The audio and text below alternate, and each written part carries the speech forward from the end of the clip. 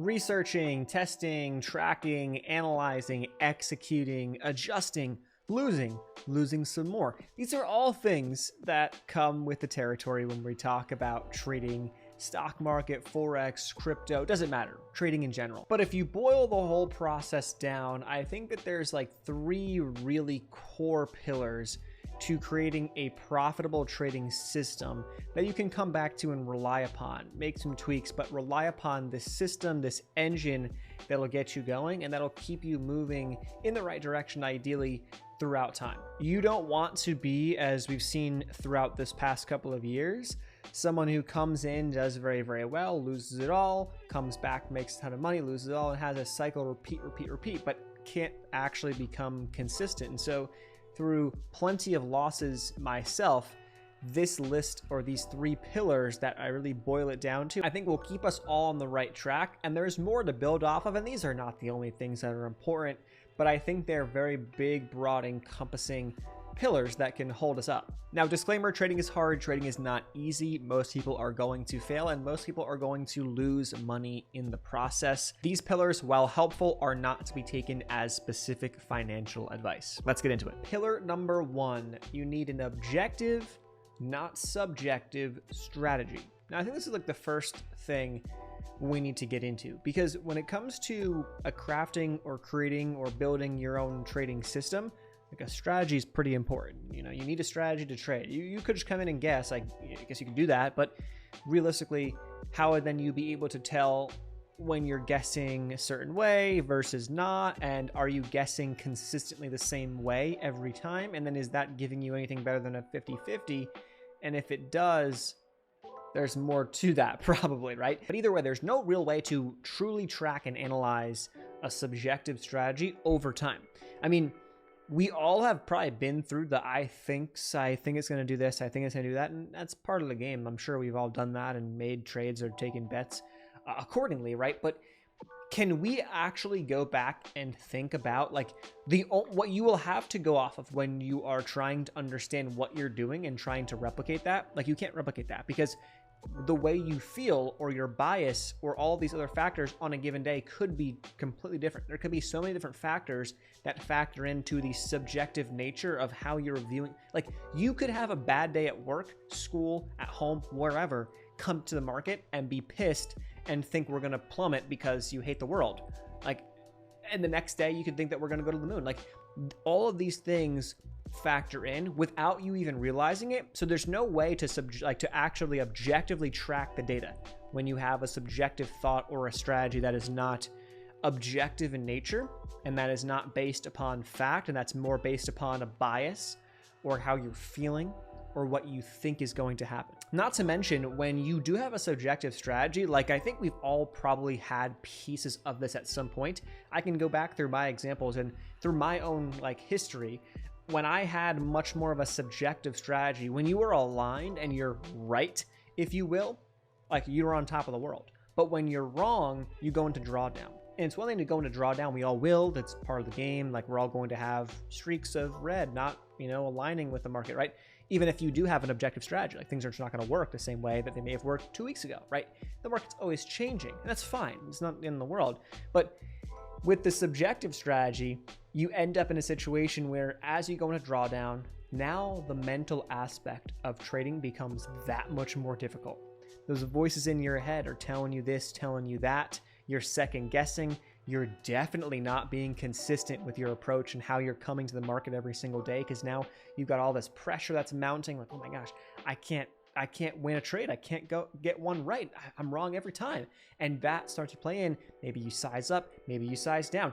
And all of these things end up potentially hurting you. And it's hurt me in the past because I'd go on runs and then I would have these periods of huge drawdown and usually giving back all the gains and more. I'm sure we've all been there to some degree, or most of us have been there, but that's just what happens. And that's part of having a subjective strategy, in my opinion. Now, before we get into pillar number 2, I do want to thank the sponsor of today's video, Iron Beam. Introducing Iron Beam, a bright choice for futures trading.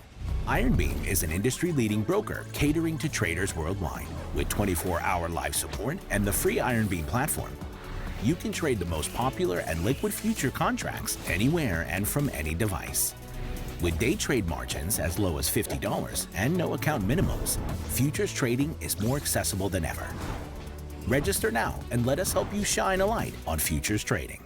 Iron Beam. Pillar number 2, a legitimate probabilistic mindset. For those of you who know Mark Douglas and know trading psychology through Mark Douglas, maybe read some of his books, watched some of his videos. We even got some videos on the channel kind of summarizing some of his key points or some of the pieces to his trading psychology.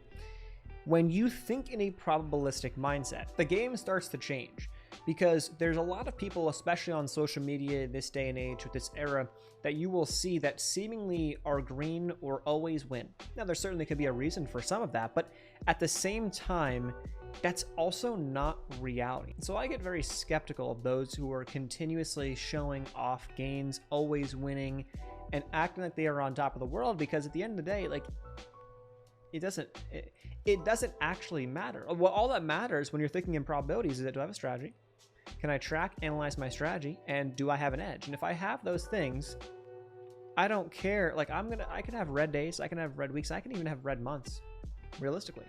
Now, some of that will be because my strategy just didn't work. Some of that could be because of my own errors that I'm making, executing the strategy, or letting emotions take hold, or letting maybe some subjective pieces kind of play.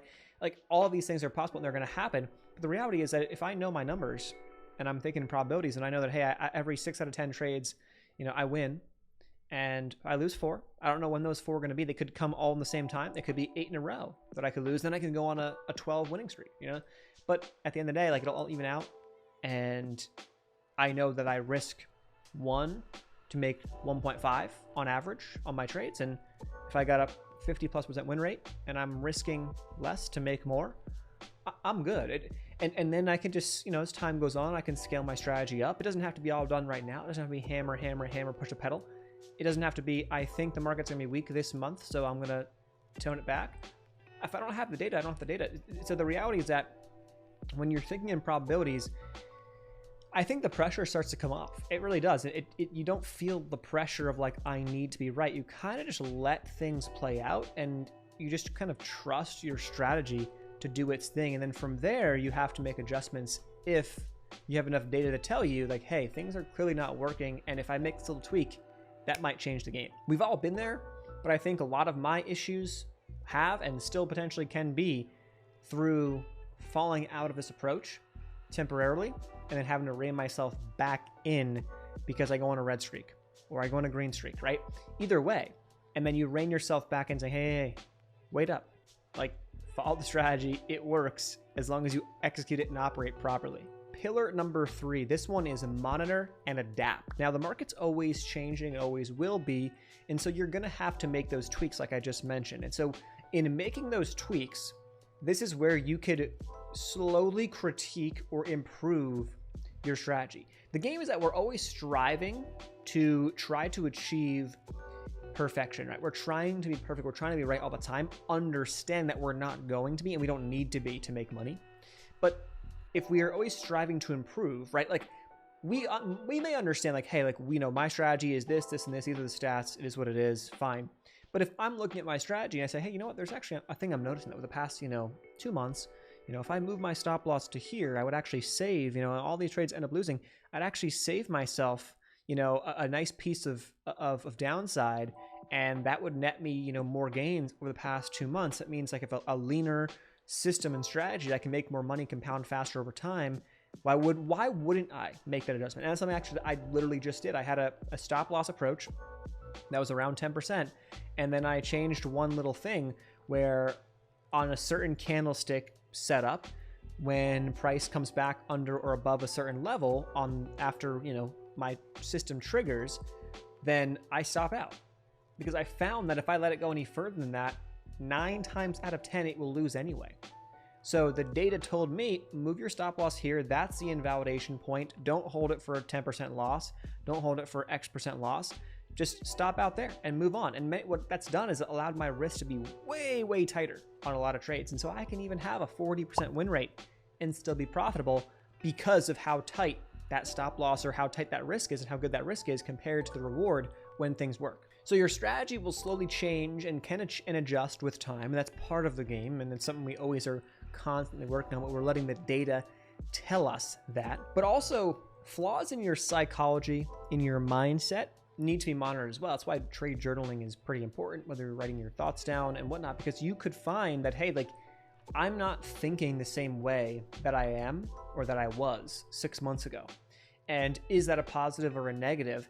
And all of these things can, again, be analyzed and then shifted, changed, tweaked if needed to better serve your strategy and to better serve you as a trader. So if you find yourself going through a period of time where maybe you get a bias, or you're guessing more than you think, or you're doing things that maybe you weren't doing, but it's working, right? That is a time to be jotting those things down, because eventually it's not going to work. Maybe, and most likely, it's not working. You're realizing all these different things. Hey, if I just think of things differently, if I just think in probabilities, if I just think that I don't need to know where the market's going to go and I'm still fine, I just trust my strategy. If I just adjust these little things, like, let's see how things go. And then you make those adjustments over time. And ideally, it's shoring up your backside and allowing you to prosper more on the upside when things play out in your favor. Personally, I love journaling on TradeZilla. That's a platform I have used. I've made some other videos in the past. Plenty of other platforms out there to choose from. Pick one you like, go with it, use your own, create your own. But as long as you're jotting things down, monitoring and analyzing, then you're able to adapt and notice changes that need to be made that could ultimately help you. And I think that's a bigger piece to not only pillar 3, but it kind of really wraps up into pillar 2, into pillar 1. All these things are things that we need to be consciously aware of. And if we are, that can benefit us in a pretty big way long term. I'll leave some links, resources down below, as well as a sponsor of today's video, Iron Beam. Check them out in the video description box. Hit the thumbs up button, consider subscribing and sharing with a friend, and I'll see you in the next one. Peace.